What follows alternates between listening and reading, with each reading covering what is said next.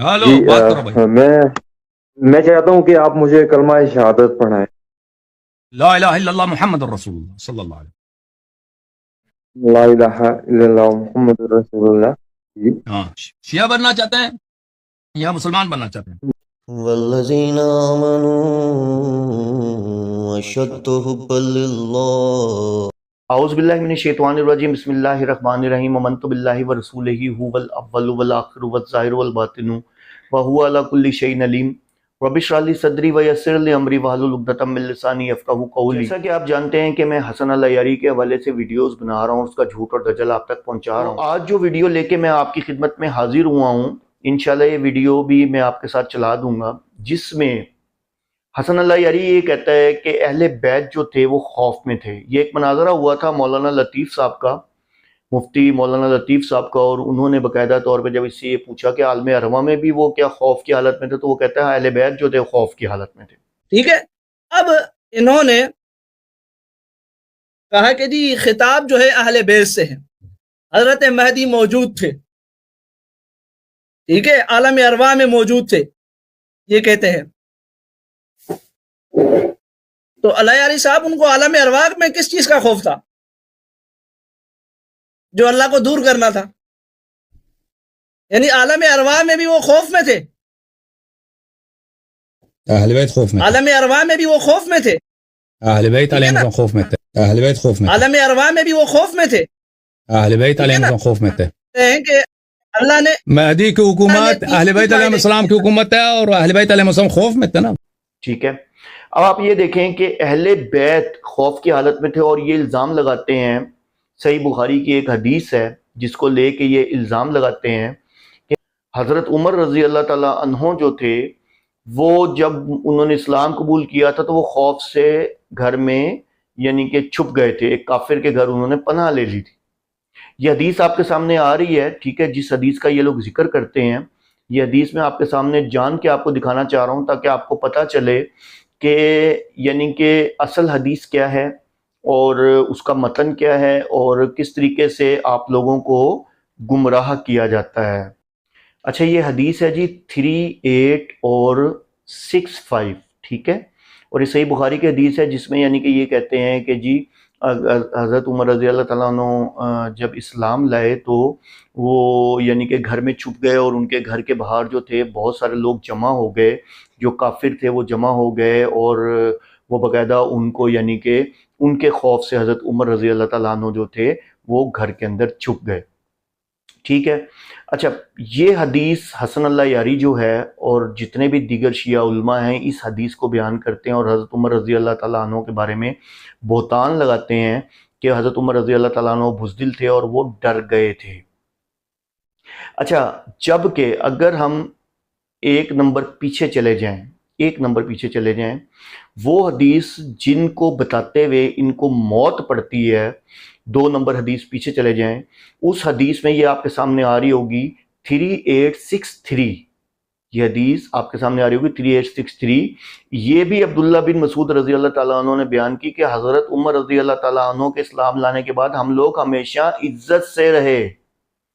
یعنی کہ آپ اس سے اندازہ کریں کہ آپ دیکھیں یہ موت پڑے گی اس کو بتاتے ہوئے، وہ جو دوسرے جو حدیث ہے، جو دو اگلی جو ایک چھوڑ کے حدیث ہے، وہ بتاتے ہیں کہ وہ گھر میں انہوں نے پناہ لی، ایک کافر کے گھر میں انہوں نے پناہ لی۔ میں آپ کو بتاتا ہوں، وہ بھی آپ کو بتاتا ہوں، ان کے اسی سوال کے اندر ان کا جواب ہے، ٹھیک ہے، ان کے سوال کے اندر اس کا جواب ہے۔ اب آپ یہ دیکھیں کہ پہلی بات تو اگر یہ بخاری کی اس حدیث کو نہیں مانتے، ٹھیک ہے، تو قصہ یہیں ختم، بھئی نہیں مانتے، اس کا مطلب ان کے حساب سے یہ حدیث جھوٹی ہے۔ دوسری بات، اگر یہ اس حدیث کو مانتے ہیں تو اس سے کیا ثابت ہوتا ہے؟ اس سے یہ ثابت ہوتا ہے کہ حضرت عمر رضی اللہ تعالیٰ عنہ پکے مسلمان تھے، اسلام قبول کیا تھا، اور اسی وجہ سے وہ انہوں نے پناہ لی، کیونکہ اگر وہ منافق ہوتے، نعوذ باللہ معاذ اللہ، تو وہ درمیان ان کے پھرتے رہتے، ان کو جا کے بتاتے کہ یار میں نے تو ایویں ڈرامے بازی سے نعوذ باللہ معاذ اللہ اسلام قبول کیا ہے، اور میں جو ہوں اب ان کو میں نے بتا دیا میں نے اسلام قبول کر لیا ہے، اور اب اس لیے میں تم لوگوں کے ساتھ ہوں۔ وہ پکے مسلمان تھے. یہ ان کا مسلمان ہونا ثابت ہے, ان کا اسلام ثابت ہے کہ ان کے دل میں وقتی خوف تھا. کیوں؟ باہر لوگوں کا ایک ہجوم تھا. آپ کے امام غائب تو آج تک غائب ہی ہیں, ان کو آج تک خوف ہے, جو کہ وہ باہر ہی نہیں نکل رہے. ٹھیک ہے, ان کا خوف تو ختم ہی نہیں ہوا. اہل بیت کی طرف سے ہے نا وہ, تو ان کا خوف تو ختم ہی نہیں ہوا, آج تک وہ آئے ہی نہیں. اور پھر آپ ہی کی کتاب سے میں نے ایک ویڈیو بنائی تھی کہ جس میں آپ کا مذہب جو ہے کہاں کھڑا ہے, اور آپ کی کتابیں کیا غلاظت بکواس کرتی ہیں کہ آپ اپنے ہی امام کے بارے میں کہہ رہے ہیں کہ ان کے آنے کی جو علامات ہیں اس میں سب سے بڑی علامات یہ ہے کہ وہ برہنہ ظاہر ہوں گے, یعنی کہ وہ بغیر کپڑوں کے آئیں گے, یعنی کہ ساری دنیا کے سامنے بغیر کپڑوں کے ظاہر ہوں گے. خیر, تو یہ آپ کے امام, یعنی کہ آپ کے امام جو ہیں آج تک خوف میں مبتلا ہیں کہ ان کو قتل نہ کر دیا جائے. یہ آپ کے سامنے فروع کافی کی حدیث آ رہی ہے, اصول کافی کی, یہ آپ دیکھیں. ٹھیک ہے, اور اس میں باقاعدہ طور پہ مینشن ہے کہ وہ قتل کے خوف سے چھپ گئے تھے. ٹھیک ہے, وہ قتل کے خوف سے غیبت میں چلے گئے تھے. غیبت بولتے ہیں نا, غیبت میں چلے گئے تھے کہ ان کو کہیں قتل نہ کر دیا جائے. ٹھیک ہے, تو میں نے آپ کو کیا کہا کہ پہلی بات تو اگر تو آپ حدیث نہیں مانتے تو پھر تو ٹھیک ہے, اگر آپ حدیث مانتے ہیں صحیح بخاری والی تو اس سے تو ان کا اسلام ثابت ہوتا ہے. اب آ جاتے ہیں دوسری بات پہ کہ جب حضرت عمر رضی اللہ تعالیٰ نے اسلام قبول کیا, انہوں نے اسلام قبول کیا, اسلام قبول کرنے کے بعد لوگ جو جمع ہوئے تو ان کو کس چیز کا ڈر تھا؟ ان کو اسی چیز کا ڈر تھا نا کہ حضرت عمر کا اسلام لانا جو ہے وہ ہمارے لیے ڈینجرس ہے. اسی لیے وہ اس خوف سے کہ عمر اسلام لایا تو وہ لایا ہوگا, وہ ایسے نہیں, کہانیاں نہیں ہے کہ وہ لایا ہے اور وہ چھپ گیا ہے. ٹھیک ہے نا, وہ لایا ہے تو اس کا مطلب اس نے پناہ لیا, اس کو قتل کرو. تو دونوں چیزوں سے حضرت عمر رضی اللہ عنہ کا اسلام ثابت ہے. کیوں؟ حضرت عمر رضی اللہ تعالیٰ عنہ, یہ آپ کے سامنے حدیث آ رہی ہے کہ حضرت عمر رضی اللہ تعالیٰ عنہ کو تو اللہ تعالیٰ سے نبی پاک صلی اللہ علیہ وسلم نے خود مانگا, اور اللہ تعالیٰ نے ان کے ذریعے, یعنی کہ نبی پاک صلی اللہ علیہ وسلم دعا کیا کر رہے ہیں حدیث میں کہ اللہ ان دونوں عمر میں سے کسی ایک سے اسلام کو طاقت مہیا کر, ہمیں قوت دے, ان دونوں میں سے کسی ایک کو اسلام کی طرف اس کے دل کو موڑ دے. میں آپ کو اس کا مفہوم بتا رہا ہوں, یہ آپ کے سامنے حدیث آ رہا ہے, بھلے آپ چیک کر لیجئے گا. تو کہنے کا مطلب یہ ہے کہ یہ دیکھیں, یہاں حضرت عمر رضی اللہ تعالیٰ عنہ کا اسلام لانا اور ایک سچا مسلمان ہونا ثابت ہے, جو کہ بعد میں ثابت ہوا. تو اللہ تعالیٰ نے حضرت عمر رضی اللہ تعالیٰ عنہ کی وجہ سے اسلام کو سربلندی عطا فرمائی. نبی پاک صلی اللہ علیہ وسلم کے ساتھ شانہ بشانہ وہ رہے. اس کے بعد آپ کو پتا ہے وہ سیکنڈ خلیفہ تھے, اور ان کے دور میں کتنے مربع کلومیٹر پہ اسلام پھیلا. بیت المقدس انہوں نے فتح کیا. تم لوگوں کو تو آگ یہ لگی ہوئی ہے نا کہ تم لوگوں کے ایران کو فتح کیا, فارس کو فتح کیا انہوں نے. تم لوگوں کو تکلیف حضرت عمر رضی اللہ تعالیٰ عنہ سے یہ ہے, اور کوئی نہیں ہے, یہ تکلیف ہے تم لوگوں کو. پھر یہ فضائل صحابہ احمد بن حنبل رحمۃ اللہ علیہ کی بک ہے, اس کے اندر باقاعدہ فضائل صحابہ کے اندر پوری تفصیل دی گئی ہے کہ کیوں حضرت عمر رضی اللہ تعالیٰ اندر گئے تھے, اور جا کے انہوں نے ایک جمیل نامی انسان کے سامنے, جو کہ ایک باتونی انسان تھا, اس کے سامنے جا کے اسلام قبول کیا, تاکہ وہ جائے جا کے لوگوں کو بتائے, تاکہ ایک دفعہ سب کو پتہ چل جائے. اور وہی ہوا, وہ گیا, یہ آپ کے سامنے آ رہی ہے, وہ گیا اور جا کے اس نے کیا کیا, فوراً اعلان کر دیا, اور جتنے بھی قریش کے لوگ تھے وہ سارے وہاں جمع ہو گئے, کافر آ گئے حضرت عمر رضی اللہ تعالیٰ عنہ کو شہید کرنے کے لیے. تو بتانے کا مقصد یہ ہے کہ بھائی آپ کے امام غیب تو آج تک نہیں ہے, آج تک خوف کی حالت میں مبتلا ہے.